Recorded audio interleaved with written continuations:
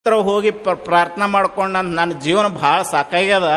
ಸಂಸಾರದೊಳಗೆ ನನ್ನ ಹೆಂಡತಿ ಮಕ್ಕಳ ಕಾಟಕ್ಕೆ ನನ್ನ ಜೀವನ ಸಾಕಾಗ್ಯದ, ಸಾಯ್ಬೇಕಂತ ಮಾಡೀನಿ, ನನಗೆ ದಾರಿ ತೋರಿಸು ಭಗವಂತ ಅಂತ ಭಗವಂತ ಹೇಳಿದ್ರತ್ತು. ಸಾವುಕಾರ ಹೇಳಿದ ಕತೆ ನನಗೆ ಇದನ್ನು ಮಾಡಿ ಹೇಳ್ತಾನು. ಏನು ಹೇಳಿದ ಭಗವಂತ ಅಂದ್ರೆ ಪ್ರತ್ಯಕ್ಷ ಆಗಿ ಅವ ಹೇಳಿದಂತ. ನೋಡು, ನನಗಿದ್ದಷ್ಟು ಕಷ್ಟ ನಿನಗೇನಿಲ್ಲ. ನಿನಗೆ ಒಬ್ಬರು ಹ್ಯಾಂಡ್ರ, ಇಬ್ಬರು ಮಕ್ಕಳು, ಅಗದಿ ಆರಾಮದಿ, ನಿನಗೇನು ತೊಂದ್ರೆ ಇಲ್ಲ, ನಿನ್ನ ಮನೇದು ಅಷ್ಟ ಉಸಾಬಾರಿ ನಿನಗೆ. ನನ್ನ ಪರಿಸ್ಥಿತಿ ಹೇಳ್ತೀನಿ ಕೇಳು. ನನಗೆ ಇಬ್ಬರು ಮಕ್ಕಳು, ಹೆಂಡತಿ ಇಬ್ಬರು ಹ್ಯಾಂಡ್ರು, ಗಂಗೆನ ಮ್ಯಾಲೆ ಇಟ್ಕೊಂಡನು, ಪಾರ್ವತಿನ ತೊಡಿ ಮೇಲೆ ಕುಂಡಿಸ್ಕೊಂಡವನು. ನನ್ನ ಆಭರಣಗಳು ಕೊಳ್ಳಾಗ ಹಾವು. ಅವ ಪರಮೇಶ್ವರನ ವಾಹನ ಯಾವುದು? ನಂದಿ. ದೇವಿಯ ವಾಹನ ಯಾವುದು? ಸಿಂಹ. ಇವಂದು ಷಣ್ಮುಖನ ವಾಹನ ನವಿಲು.